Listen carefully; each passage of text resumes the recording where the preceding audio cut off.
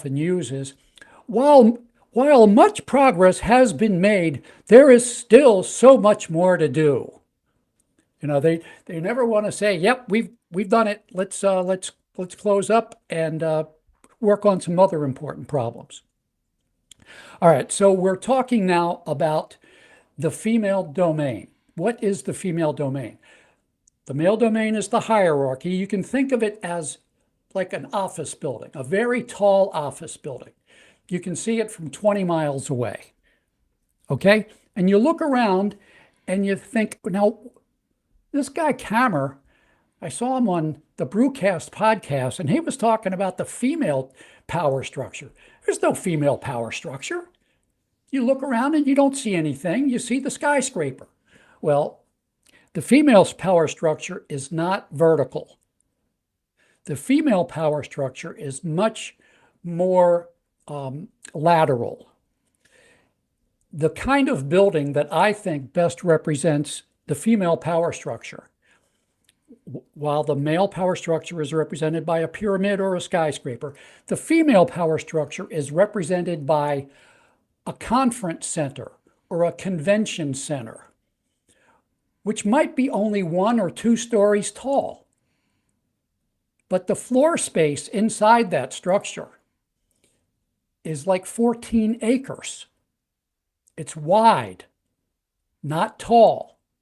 Now, at the top of the male power structure, where all of the Fortune 500 guys are at the top of the male power structure, you can think of maybe a dollar sign. Sometimes I think of it as a lightning bolt. It's a certain kind of power at the top of the male power structure that men have close access to because it's part of the male domain. There is no dollar sign in the convention center. There is no top of the convention center. It's only a 1 or 2 story building. But what there is in the convention center, the female domain, what there is that we have entrusted to women is a big red heart. A big red heart. And it's not at the top, it's at the center of the convention center.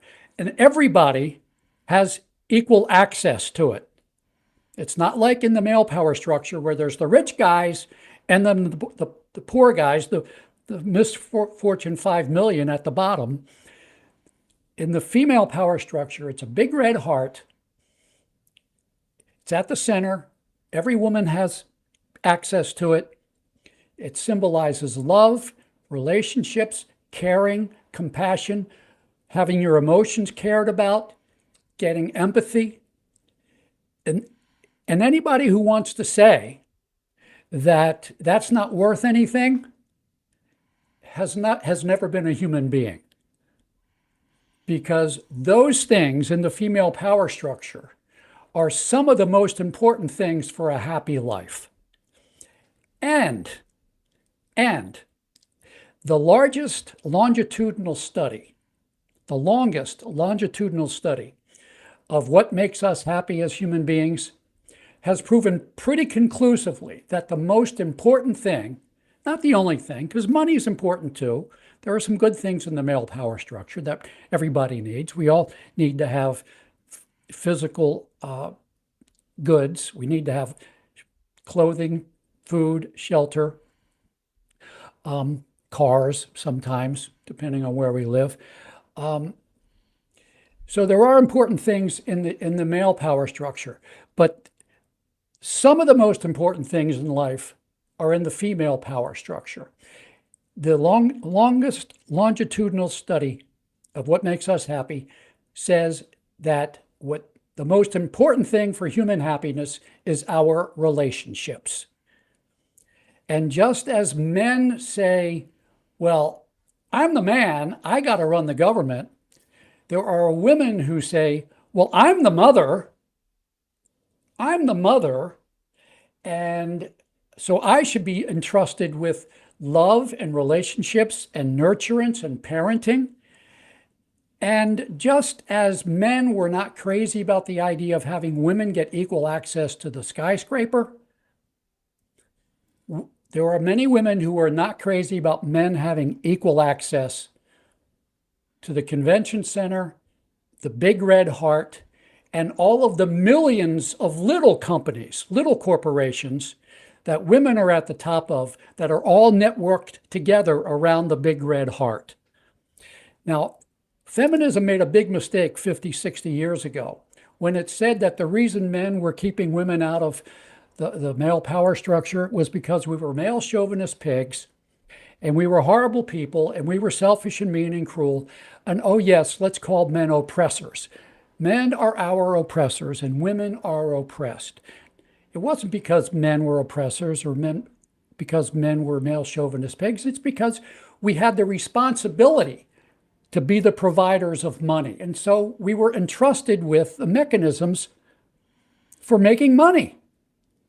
It wasn't because we were male chauvinist pigs. We don't have to say women are horrible people either for wanting to keep what they have. They've been entrusted with the care of children, and so they've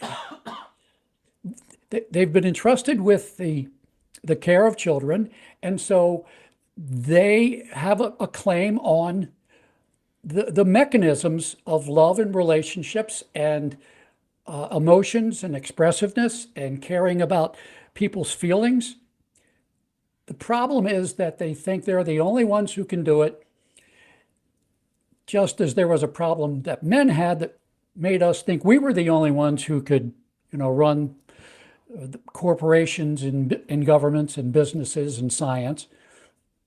Many women think, not because they're evil, but because it's the way we were brought up to think, that women are just sort of more nurturing, more loving, more kind, more caring.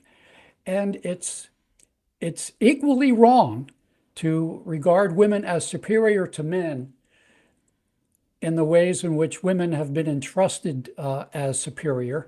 We need to get over that and say this is old-fashioned, it's wrong, and we've shared the male domain with women. Women need to share the female domain with men.